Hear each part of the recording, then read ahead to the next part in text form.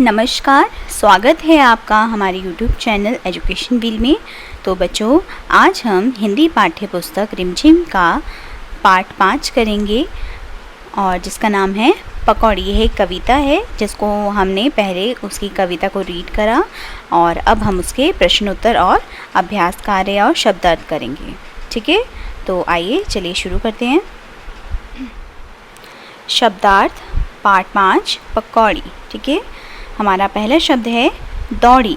दौड़ी का मतलब होता है भागी, किसी चीज़ को बहुत जल्दी से करना। ठीक है, शर्माई। शर्माई का मतलब होता है लज्जा का अनुभव करना या शर्माना। तो जैसे कि पकौड़ी थी, वो कहाँ जा शर्माई थी? प्लेट में। तो ये शर्माई का अर्थ होता है लज्जा। ठीक है, या किसी से शर्माना। भाई।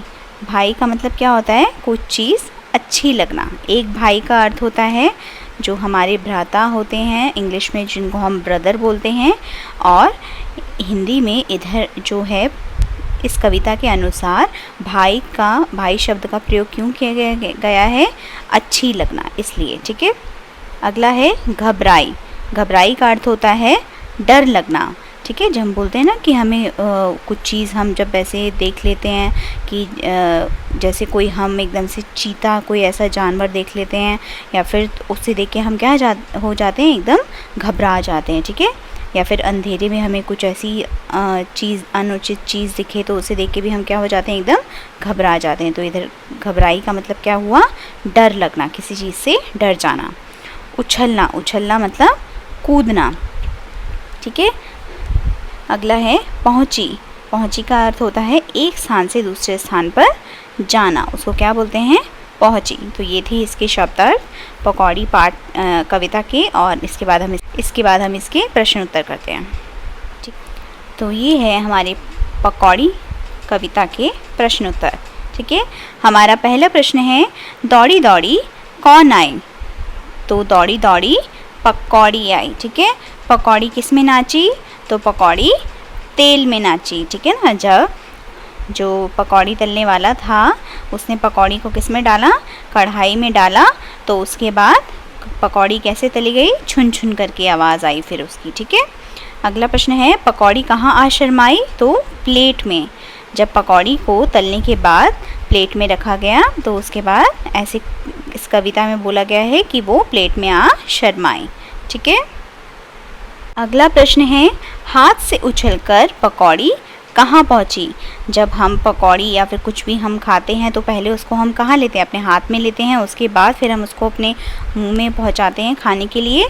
तो पहले उसने हाथ से उछलकर, पकौड़ी गर्म थी तो इसलिए उसने बोला उछलकर, तो उछलकर कहाँ पहुँची? मुँह में। ठीक है, अगला प्रश्न है पकौड़ी कहाँ आ घबराई? तो पेट में।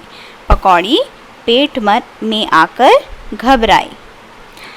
कविता पकौड़ी के कवि का नाम क्या है? तो श्री सर्वेश्वर दयाल सक्सेना जो हैं इस पकौड़ी कविता के कवि हैं। ठीक है, अगला हमारा अभ्यास कार्य है क्या भाता है क्या नहीं भाता।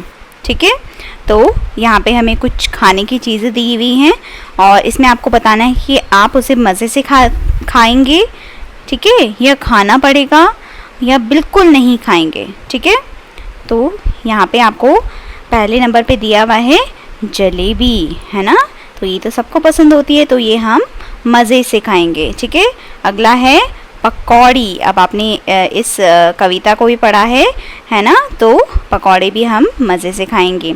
बैंगन। बैंगन हमें खाना पड़ेगा। ठीक है, चुस्की। चुस्की क्या होती है? बर्फ़ का गोला होता है और उसके ऊपर ऐसे करके देते हैं, चाशनी डाल के देते हैं जिससे वो मीठा हो जाता है, और ये भी हम मज़े से खाएंगे। ठीक है, इसके आगे है करेला। तो करेला कैसा होता है खाने में? कड़वा। तो जो बच्चे हैं वो तो इसको बिल्कुल नापसंद करते हैं। ठीक है, अगला है घिया मतलब लौकी।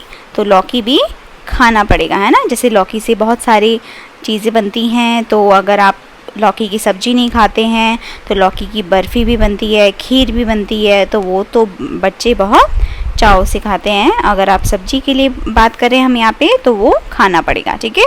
आलू, आलू मज़े से खाएंगे, है ना। आलू की सब्ज़ी बच्चों को बहुत पसंद होती है। और आम, आम भी मज़े से खाएंगे, ठीक है।